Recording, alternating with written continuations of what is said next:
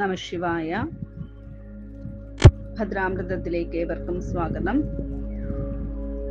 ശ്രീ മഹാഭദ്രകാളി സഹസ്രനാമ സ്തോത്രത്തിന്റെ 34 ഭാഗങ്ങളിൽ വരുന്ന ദേവിയുടെ നാനാനാമങ്ങളെ കുറിച്ചിട്ടാണ് നമ്മൾ ഇതുവരെ വിവരിച്ചത്. ഇന്ന് നമ്മൾ വിവരിക്കുന്നത് ഭഗവതിയുടെ 35ാമത്തെ ഭാഗത്തിൽ വരുന്ന നാനാനാമങ്ങളെ കുറിച്ചിട്ടാണ്.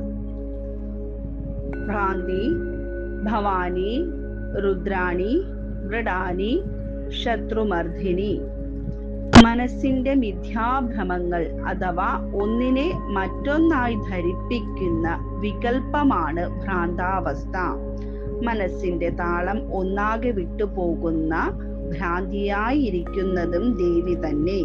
മഹാദേവന്റെ 7 നാമങ്ങളിൽ ഭഗവാന്റെ പത്നിയായിരിക്കുന്നതിനാൽ ഭവാനി എന്നും, രുദ്രപത്നിയാകുമ്പോൾ രുദ്രാണിയായും, മൃഡൻ എന്നാൽ ശിവൻ, ശിവന്റെ പത്നിയായ പാർവതി മൃഡാനി എന്നും, ശത്രു മർദ്ദകയായതിനാൽ ശത്രു മർദ്ദിനി എന്നും നാമം.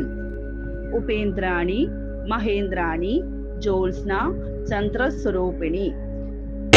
കശ്യപ മഹർഷിയുടെയും അതിഥി ദേവിയുടെയും പുത്രനായി അവതരിച്ച് ഇന്ദ്രാനുജനായ ഉപേന്ദ്ര ശക്തിയായിരിക്കുന്നതിനാൽ ഉപേന്ദ്രാണി എന്നും, മഹേന്ദ്രൻ എന്നാൽ ഇന്ദ്രന്മാരുടെ ഇന്ദ്രനായ മഹേന്ദ്ര ശക്തിയാകുന്ന ദേവിയെ മഹേന്ദ്രാണി എന്നും വിളിക്കുന്നു.